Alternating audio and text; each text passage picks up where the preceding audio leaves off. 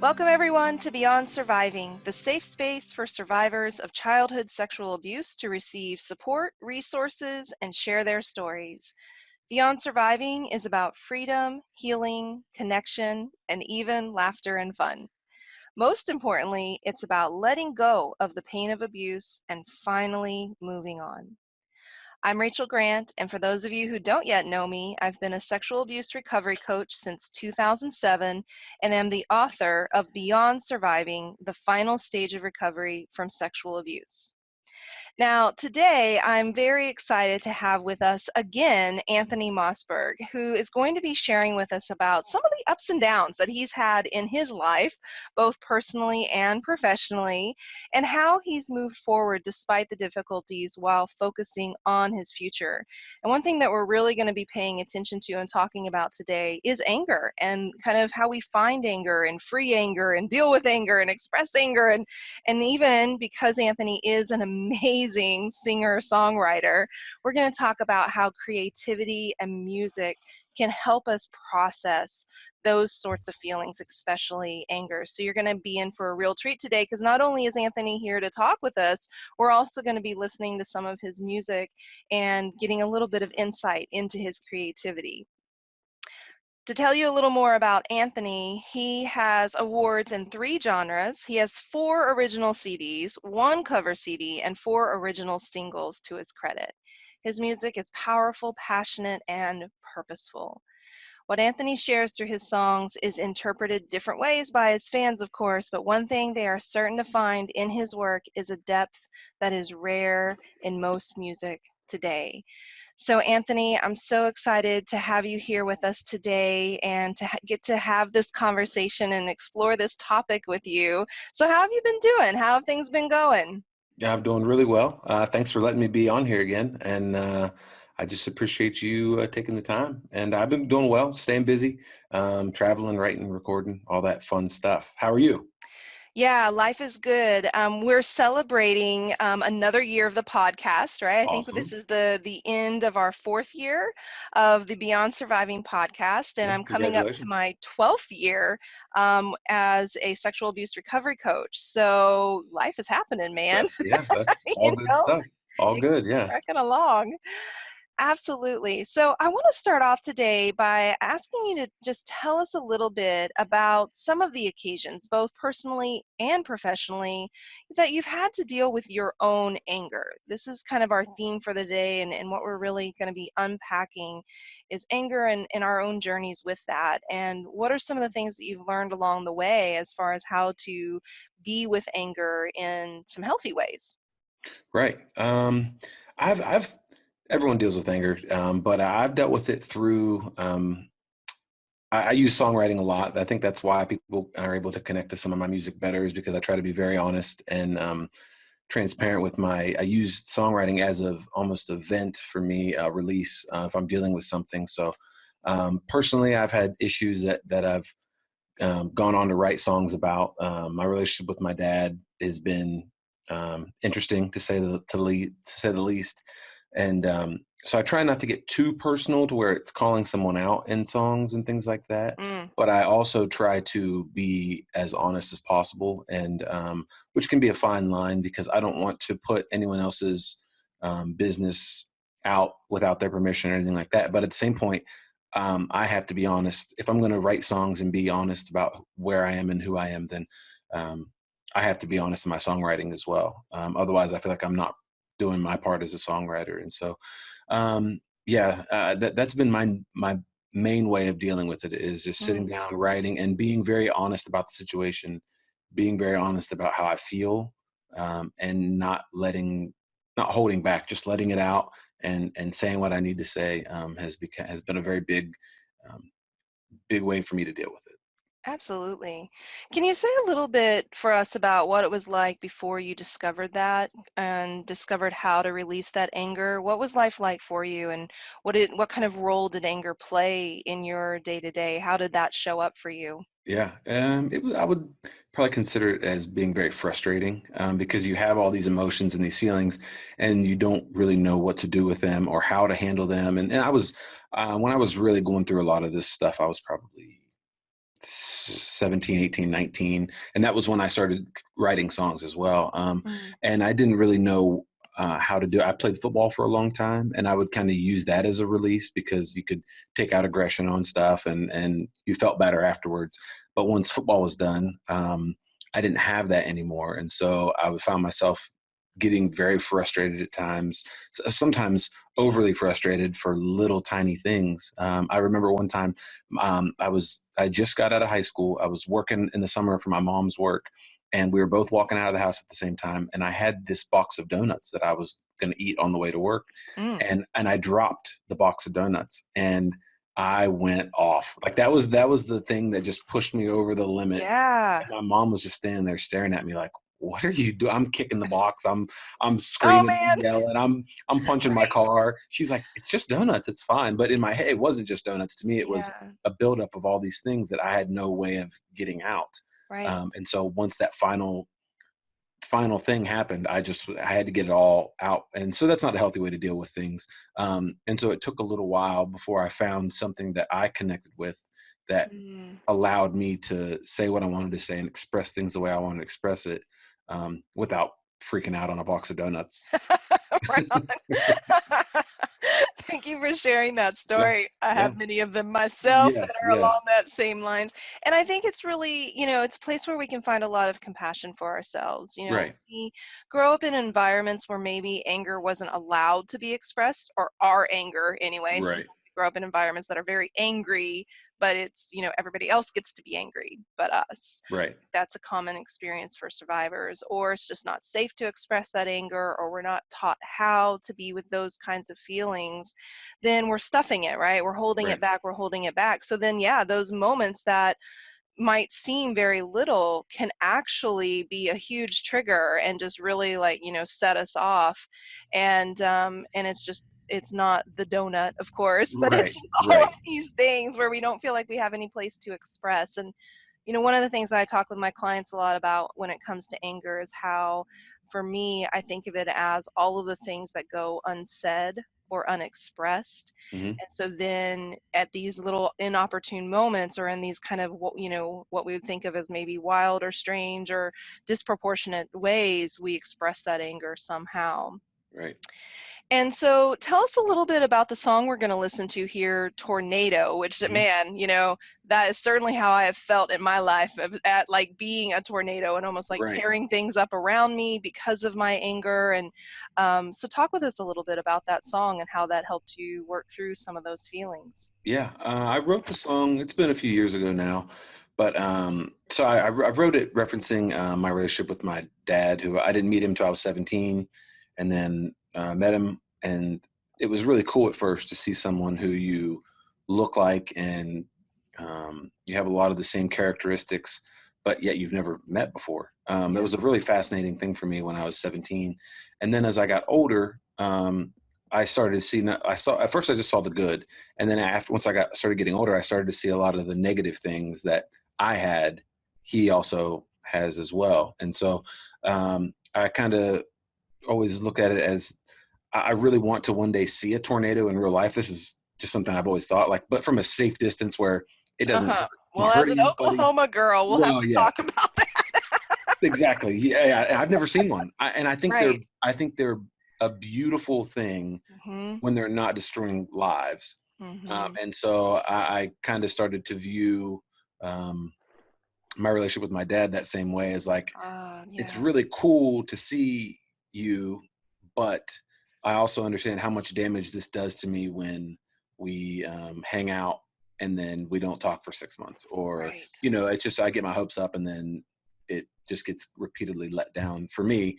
And Okay. so I wanted, but then at the end of the song, it talks about, it switches how the first two verses are about, you know, him. And then the last one is like, I do the same things. Like it's hard for me to um, be mad when I see so much of the same things in myself. And so that's where the whole song came from. And it's another one where I want to keep it, like I'll talk about it on here, but in the song, I want it to be, if people hear it, they usually think it's a breakup song, Mm, or something like that. I want it to be general enough so that you can take it and apply it to your life.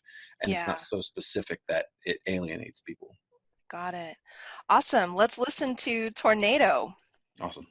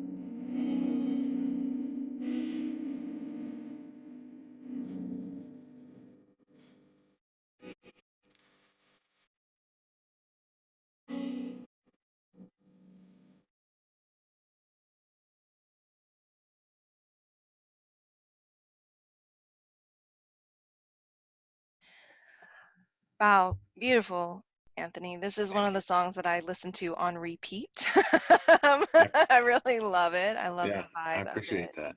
I and the appreciate that a lot. expression that you find in that song is so Yeah. powerful. Thank you.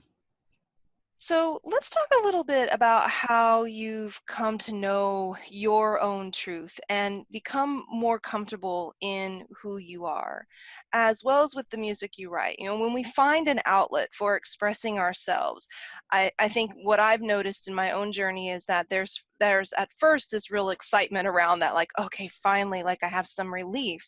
Right. But then there's also sometimes these challenges of really leaning into that, finding our voice, becoming comfortable in that, owning it, and I think anger can sometimes be one of those feelings that impairs us from really being connected to Right. ourselves.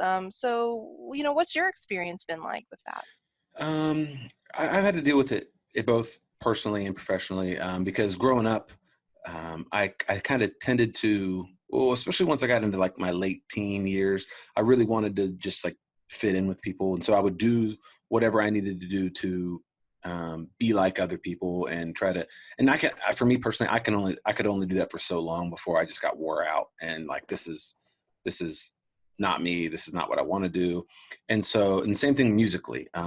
It's easy to, especially when you're first getting into music, if you're Mm. singing or playing, you emulate other people's styles. You see someone, you're like, oh, I like that, so you try to sound like them, and then you can only do that for so long before you're like, I don't want to be whoever. I want to be my own thing. And so I had to get to that point, both professionally and personally. And and just like you said, it is very freeing at first because you're like, you get to the point in your head where like, I don't have to do anything that I don't want to do. Like if I don't want to be this, like if musically, if I don't want to sound like this, or if I'm worried, I don't have to worry about what someone's going to say about my songs or my songwriting. I can Mm. just be honest and let it out um, and let go. And that's the same thing personally as well, to get to a point where you're like, I don't need to, like, yeah, there are things I'm working on, but I don't need to change myself for other people to accept me or enjoy being around me. I can just be myself and let the chips fall how they will. And so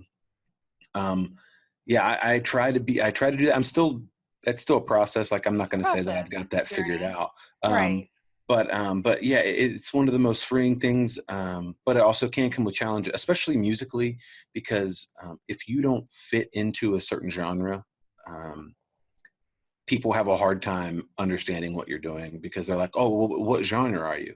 And I usually say singer songwriter because I'll have some songs that are more rock or acoustic or country or whatever, and a lot of people just don't get that, and Yeah. so there's some frustration there. I feel like I would probably be able to be more successful if I just stuck to one genre and like kind of played the game and went, with what's popular now rather than being what I feel like I'm supposed to be. And so I feel like it's harder, but I feel like it's also more rewarding because Hmm. in the long run, I think consistency of who you are is going to last longer than trends and stuff like that, rather than Yeah. jumping on Cheers to trends. that. Man, I Yeah, second that. yeah, yeah, It yeah, is.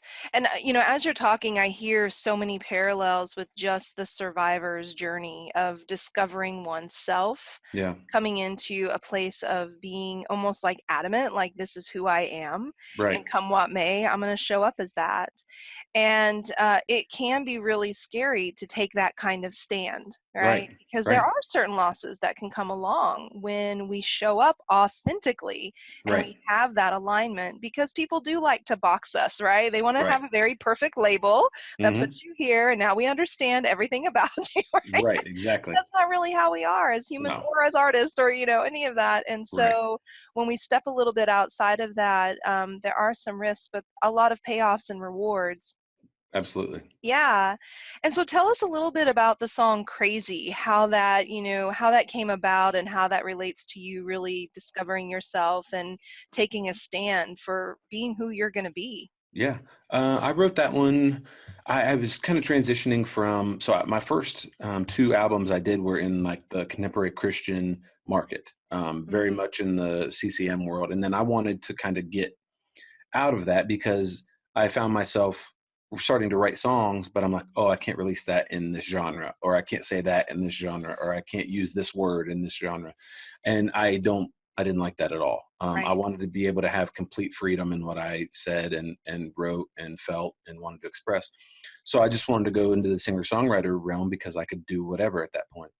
Well, I had already built a following in the CCM world a little bit, and so I knew that if I switched, I was going to lose some of that. I knew that I had right off the bat, I had people messaging me saying that this is a mistake, blah blah blah. They weren't going to be able to Man. support me anymore, this and that, and it actually felt kind of good to get to a point where I was just like, I don't really care. Okay. Yeah, like if you don't want to support me, Yeah.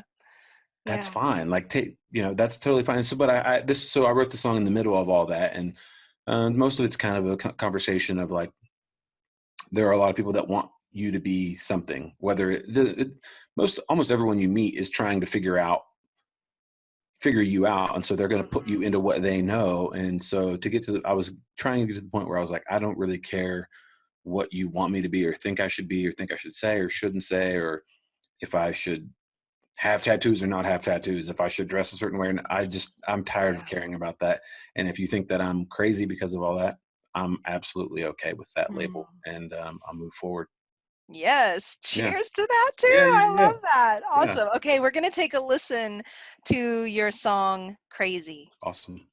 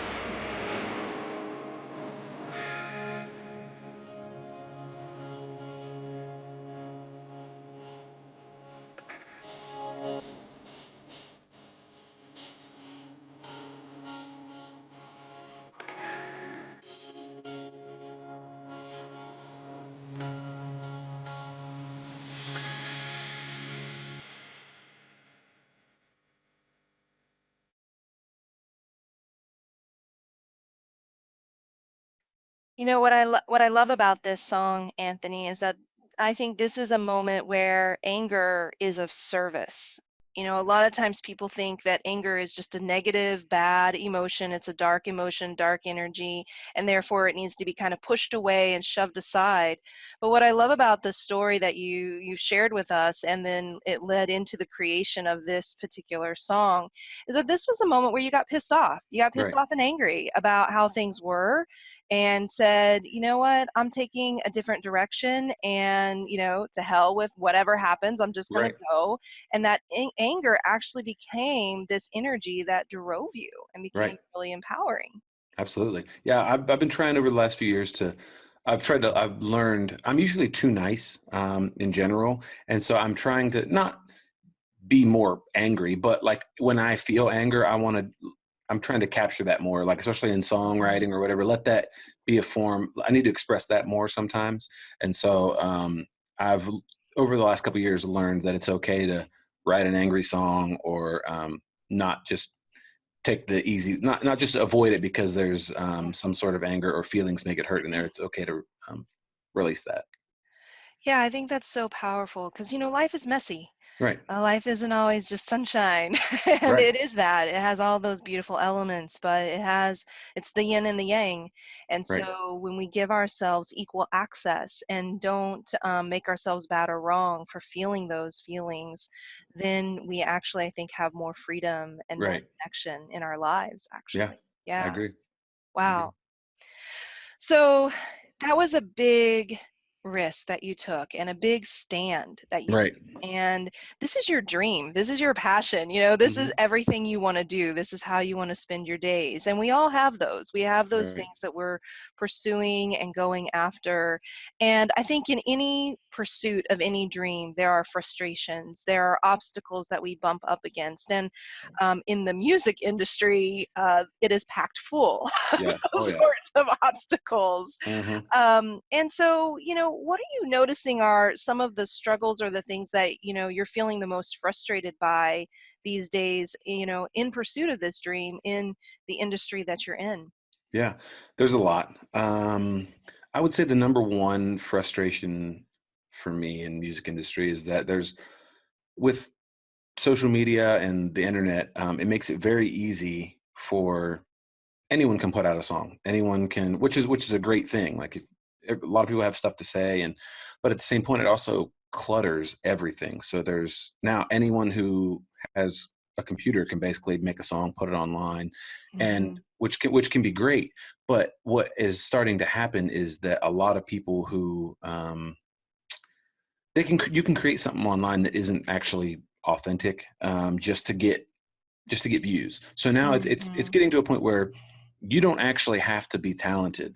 You just have to get attention for whatever reason. So it Yeah. doesn't have to be a good song. It doesn't have to be lyrically well. It doesn't have to, it can be actually the worse it is, sometimes the better for your career because if you have one song that's really, really stupid, but it gets 5 million views on Mm. YouTube or whatever, then you can build a career off that now. Yeah. And no one will take you seriously, but you have a career. And so I find myself frustrated because I try so hard to be very, very authentic in what I do, and so I try to do things the right way and the way I write songs and put the time in and everything like that. But then I'll see somebody that made a 2 minute song about ducks Oh eating man. chicken, and Oh. and boom, they have a career within a week. Yeah. And Yeah. which is not it's not a jealousy thing. It's more of just like a I don't want to let myself get to that point. I don't ever want to go that route. But Hmm. at the same point, I can see why people do because I don't want to say it's easier, but it's just not a shortcut. I don't know. I can't let myself go that way, even though there are times where I would love to just be able to say, screw it. I'm just Right. going to do something stupid that I know will work, Right. but will not be, won't satisfy me at all as an It won't artist. be in an integrity or in No, alignment. not at all. It would be a decision based off of just making money, Hmm. which Hmm. money is a helpful tool, but I'd never want it to let it be the deciding factor in what I do with my life. Yeah. So yeah, Yeah, I hear you, man. It's one of those things where, we have passions and pursuits, and our culture is set up in a very funny way these days, Right. Very. to reward things that we're thinking, what? Why are you Right. rewarding that? Right. And then, to kind of not even take into account or into view, it reminds me a little bit of, I don't know if you watch the TV show Empire. I have not watched it. No. It's all about, this family that is in the music industry and Hmm. producing and developing artists and all these things. But their business gets taken over by this, like they call them like the Silicon Valley, Oh, tech. okay. And Yes. he's got all of his like apps and charts and, algorithms, Right. and literally comes in and says, you need to change this song and put in more of these words so Hmm. that it will hit on the, Right. da da da. And I thought, this is not too far off Oh. probably what's actually going on. These, Mhm. kind of cookie cutter and, you know, um, just the systems that people are using for Yeah. creating music. Yeah. Yeah. That's absolutely, from my experience, that's very much how it's becoming, because radio basically is where all the money is, and so they know what works and what doesn't. So you get the Hmm. people that are making decisions in that are not songwriters, they're not creatives, they are business people who Yeah. say, okay, and I mean honestly now, to have a music career, like I said before, it's not about talent. It's not about hard work. It's about money. If you can create something, doesn't have to be good, doesn't have to be, all it has to do is bring in money, and then big companies will want to push you because they'll make money as well, and Right. they can have their hand in it. So that's one thing that I think hurts me, is because I don't do any of that stuff, and I don't have any desire to, if I had a meeting with a record label and they say, well, we like your sound, but we want you to be more like fill in the blank, whoever. Hmm. In my mind, I'm like, that's the last thing I want to do. And Right. I feel like it will pay off more, because I feel like the artists who are unique and stay true to themselves in the long run last. They don't just Hmm. pop up one year and they're gone the next. They Hmm. stand through things, and they keep coming out on top because they're being who they are. They're not trying to be somebody else. So, Yeah, I feel that. And, when we think about the journey of healing and discovering ourselves and then being able to stand in that place, people want us to concede. right, People want us to just keep it nice, keep it pretty, do it this way. right, Yeah. I think a lot of survivors, maybe the kind of the parallel experience of what you're describing is when survivors are told, get over it already. Why are right. you worrying about that? Just, Right. make this nice and pretty for everyone. you Hmm. know, Yeah. make it palatable, right? Right. And everything will be okay. So as you sit in that frustration, a Hmm. shade of anger, right? Yes. Yeah. What happens? You came up with this song Fool's Game that was Hmm. kind of born out of this. So Hmm. tell us a little bit about that song and how that helped you process this frustration and this anger about, all of these obstacles that are standing in the way of your particular dream. Right. Well, that was the first song I ever wrote, where I actually wrote it and kind of just put it in my back pocket, and I was like, I don't know if I'm going to release this, just because it's different than what I usually do. It's more angry and things like that, and so I had a hard time at first accepting that I was going to put out a song where I was being angry and letting that out. But what I found, the more I would play it and just have like be comfortable, getting comfortable with it, the more I really enjoyed that side of it, because that's something I've never really dabbled in before. I've never let that emotion go through song, and really even in life, I like in relationships, I like to stay calm in all situations, or try to stay calm in all situations. So usually anger is the one where I'm like, okay, I need to keep this one under control, because that's the one that will blow the whole calm thing out of the water. But I'm learning how to deal with that in a more healthy way, rather than just ignoring it, but Hmm. obviously not go clear off the other end and just flip out on Right. everybody. Yeah. Yeah. So finding that balance in a healthy way, and that's the song "Fool's Game" was the first step in that direction of saying that it's okay to be angry, and it's okay to release feelings, whether they're angry, sad, whatever they are, putting it to paper and putting it to a song and letting people hear it. And I've got a lot of people who connect with that song a lot as well. So it's been good for me, and hopefully good for others. Absolutely. Let's have a listen. Fool's Awesome. Game.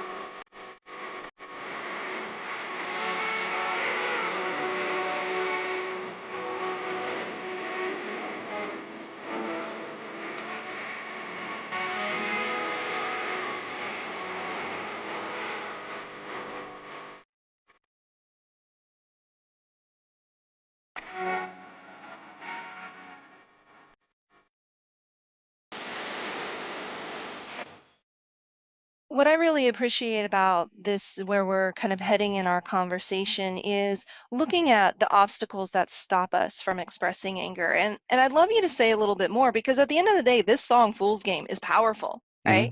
Yeah. It's I hear it. It's I don't want to cathartic can sometimes be one of those words that people throw around, but it feels Right. that way a little bit. Like, okay, I just got to get this out, and Right. here it is. And your head didn't blow off, Right. and in fact, quite the opposite. It sounds like it was a relief. And Right. that it helped you move through some of those feelings.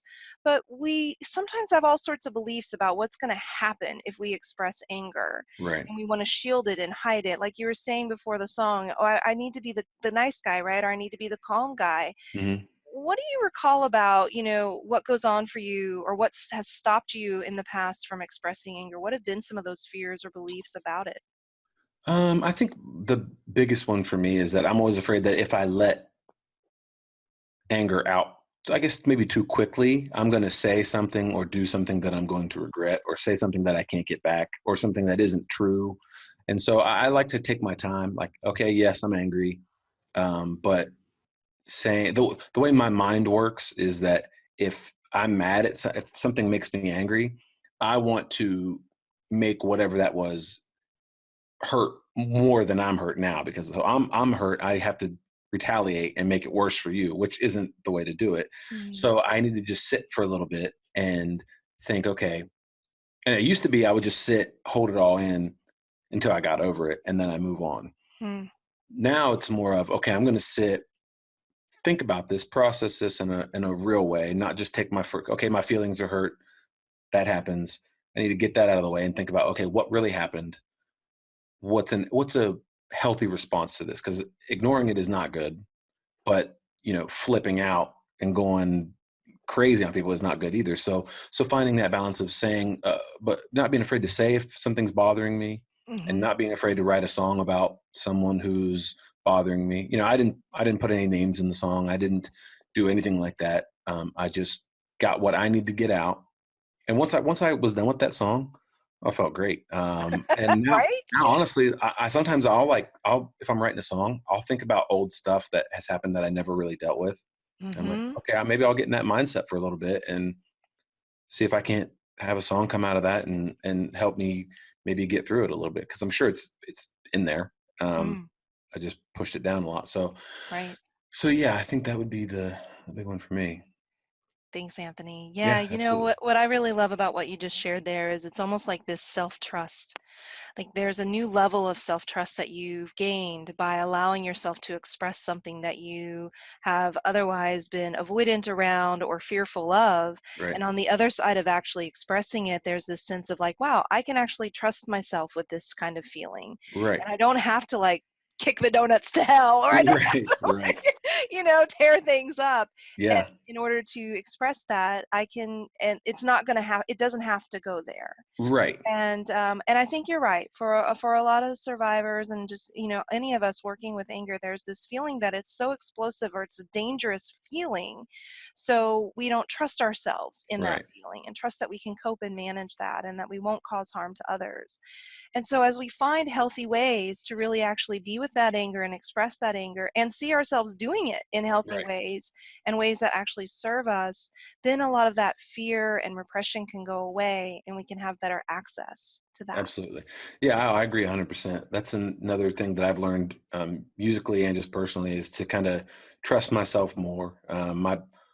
I found that my body and my mind usually know what they're doing, to a degree. Like I used Mm, to just every like initial feeling I would have, or um, I would just push it away and be like, no, that you don't know what you're doing. And then over time, I've started to realize that, like, no, my body's just dealing with things, naturally, and it's not wrong to feel this way. It's wrong to ignore it and not say something or not let it out in some healthy form.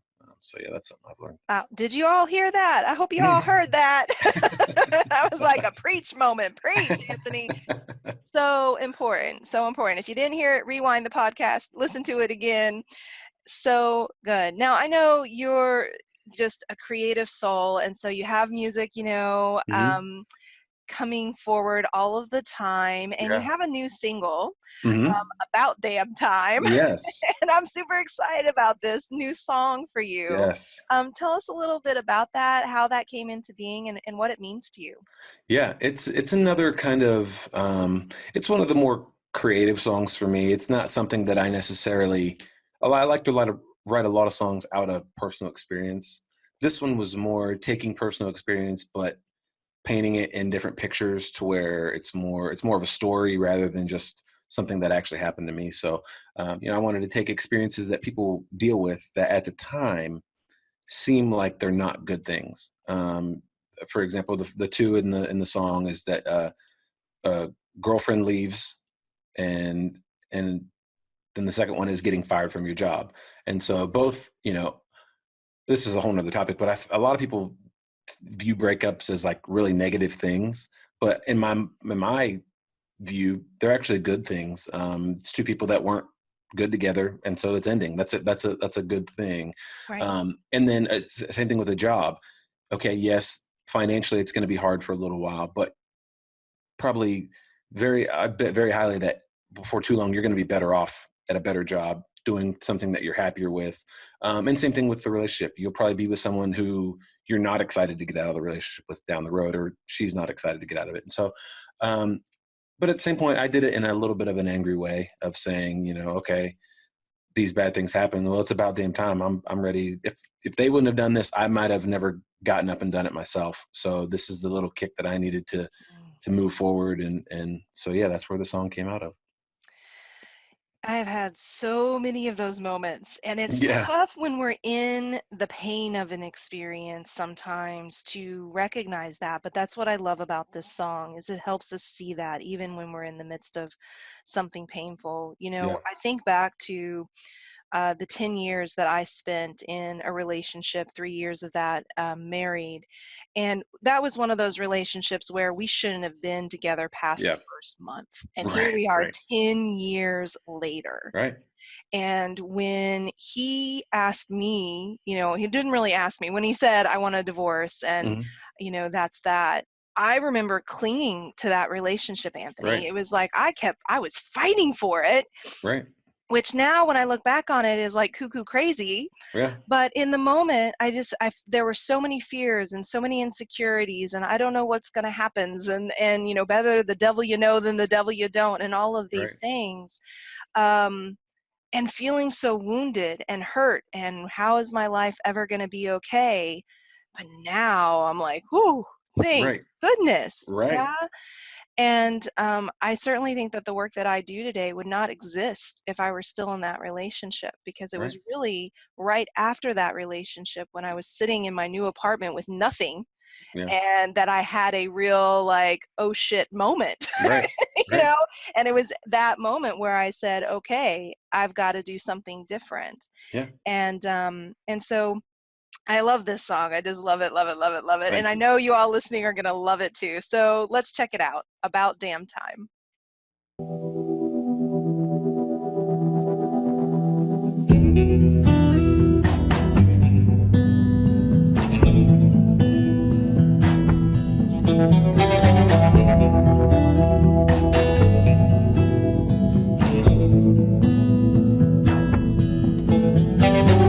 Woke up to smoke from a cigarette, pressed between her lipstick rest. She's on fire and on the road, saying something about my ways. Says she's gotta leave this town, and all I do is just bring her down. But if I want her to stick around, then I better speak my mind.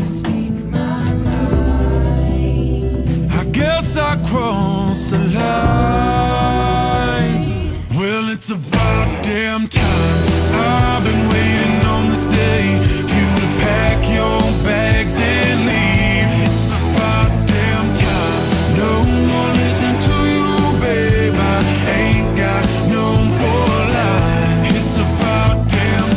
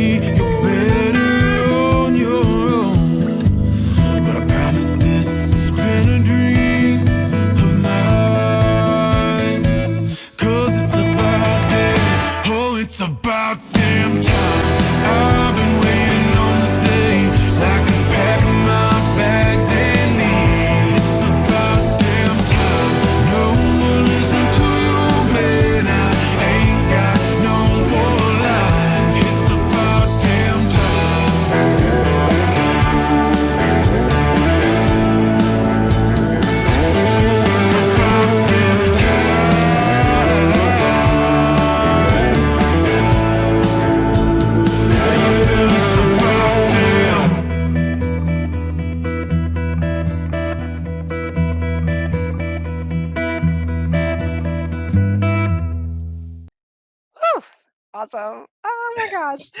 So good. It's so good. Thank you. What's it like when you listen to your own music, Anthony? Um, I mean, I've gotten very used to it. It was weird at first. You Mhm. know, if you're not used to hearing yourself back, you sound different at first. So it's weird. I know a lot of people when they first hear themselves back, whether it's on a phone message or whatever, they don't like it.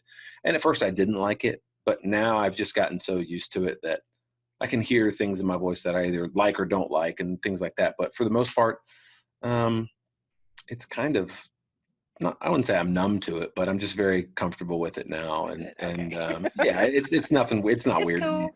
anymore. All Yeah. right. Sometimes friends will like try to make it awkward and play my song while we're all hanging out. I'm like, look, I've listened to this song 40,000 times when we're Oh editing. man. You're not going to weird me out by this. So yeah, That's awesome. yeah, Oh my gosh.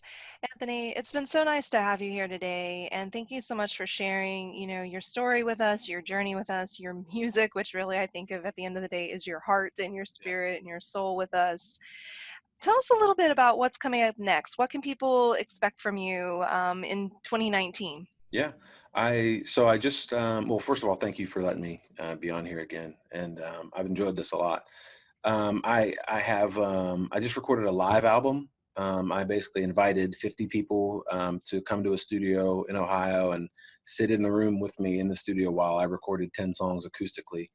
Just one take, one pass, whatever happens, happens kind of thing. And so we're mixing that right now.